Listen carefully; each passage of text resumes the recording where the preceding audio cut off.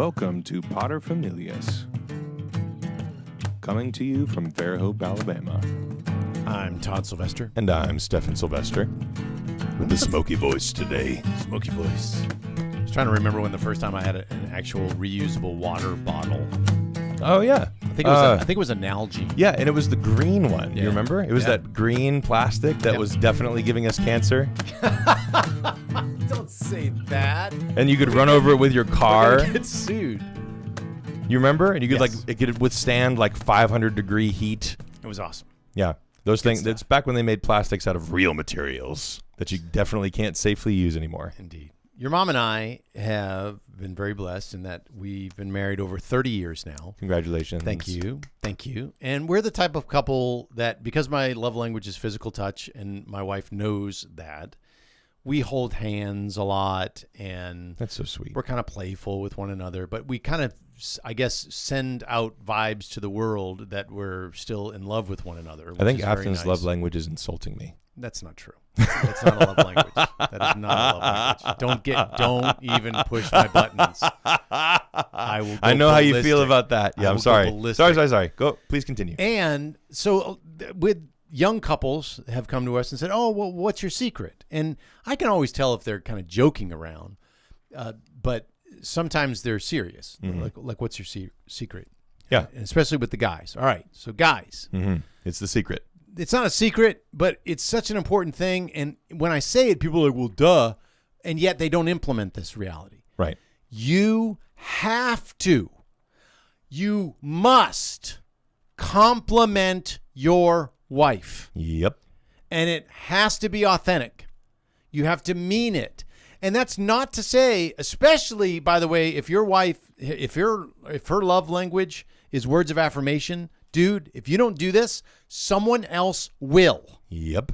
And that will not create a healthy environment. Yes, indeed. That will not be good for anyone. So is that the real secret? That's the whole thing? No, it's not a secret. It's the point is, if you get into the habit of complimenting your wife, then first of all, it will be a good thing for your spousal relationship between you and your wife. Mm-hmm. But it'll also be good if you're blessed with children so that they see that and they know that you love each other. And especially as the male role model, it's so important for you to be demonstrating this to the world so that people can watch you and follow your example and mentor you. I mean, this is so important, and it kills me because just as you talked about jokingly, yeah, I'm around guys all the time who actually say things that are really mean. The to their opposite. wives. They say the opposite. And Yeah. then I try to step in and try to make light of the situation and try to change the whole feeling of it.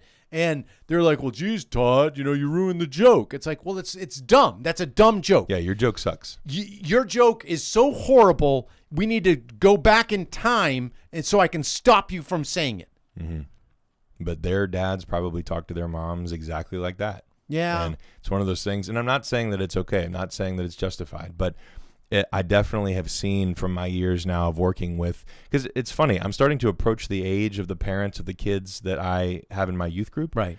Which is really weird. Yep. Like, that is weird. I'm now closer in age to the parents of most of my youth group kids than I am to the kids. Right. So it's like, man, that's a weird thing to think about. But anyway, so having seen the dynamics of a lot of different kinds of families that have sent their kids to youth group or that I taught when I was teaching, I can definitely say, when there's some kind of vibe that doesn't sit well with you when you see couples talk to one another.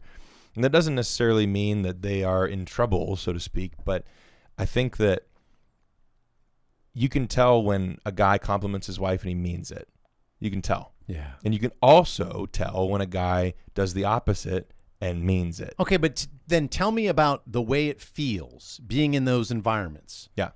First of all, let's start with the negative. Yeah. When a guy really does insult his wife publicly in front of other people, what's the feeling? So I'll tell you that it always feels uncomfortable for me because I just don't like to hear people insult one another in that particular way.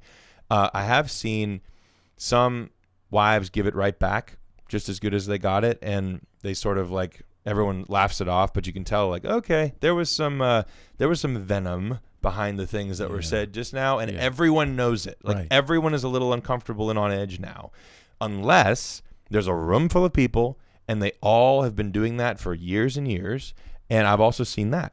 I saw that at a restaurant one time. There was this table full of parents, and they were all talking to each other. The spouses were talking to each other exactly that way, and everybody thought it was hilarious, apparently. And it was making the whole restaurant uncomfortable. Wow. Because we could hear it.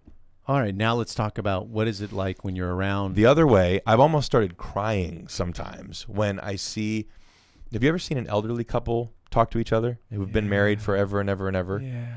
It's so sweet. There was this couple that was at the Audubon Zoo. We took our kids to the Audubon Zoo a few weeks ago, and it was packed. There was more people which is funny because there was one lady who I kept seeing, and I think it was her job to go around and just fuss at people for not wearing their masks properly. Right. Outside at the zoo, which was fun.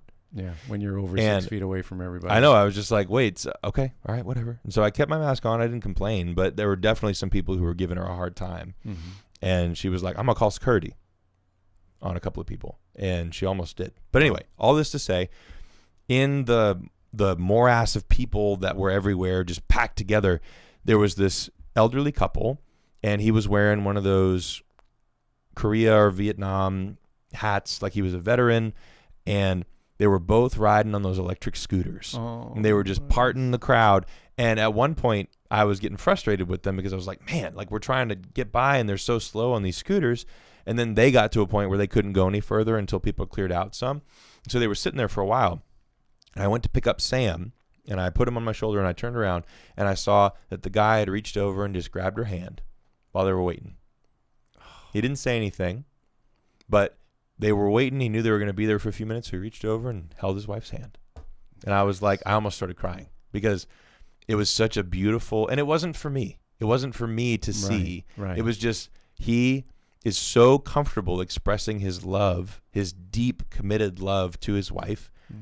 I hope that he reached over and held her hand. Yeah. And it was really sweet and beautiful. And it touched me profoundly and affected me, obviously. So those moments where you're giving that type of affirmation, you're complimenting, or you're just reaching out in love to your spouse, to your wife, it's not even just good for your children and for your family. It's good for everybody who's around you. I 100% agree. I mean, it's good for society. It's good for culture. It's good for everyone. Yeah. And it just goes on and on and on and on. Therefore, I'm also going to say all the negative garbage is bad. It is bad. And it's bad for everyone. Yep. So stop it. I'm not going to go into it because the short form now, but it's bad. Stop it. Yeah. Compliment your wife. Tell her how beautiful she is. Tell her how happy you are that you married her. If all that stuff is true, then why aren't you saying it? Right. And in fact, it's not even stuff you have to make up. You don't even have to be creative. Yeah, you can just be like, hey, I really love you, and I love you just as much as I did when we got married. Like, I told my wife the other day. Do you know how much that would freak out somebody who's not used to hearing that? Well, and then even if they are used to it, because your mom is. Yeah. She's used to hearing it, and she still likes it. Yeah, it's still really good. The other day, I said, oh, my Lord, we are so grateful for your cooking. I cannot believe I don't weigh 400 pounds. Like, the cooking is so incredible. Thank you. That's just good. It's important to hear. Yeah. And if it's something that you're not comfortable with generally, like if you don't give a lot of compliments, that's a really important thing that doesn't take a lot of effort or energy and can salvage a broken marriage or enrich one that's already good. Amen. And even if you're not necessarily comfortable doing it, then get comfortable or be uncomfortable while you're doing it until you get to the point where you're comfortable. Yeah, you got to do this, bro. It's really important. It is mandatory. Compliment your wife. Well, obviously, please. We can't force you, but it is very important.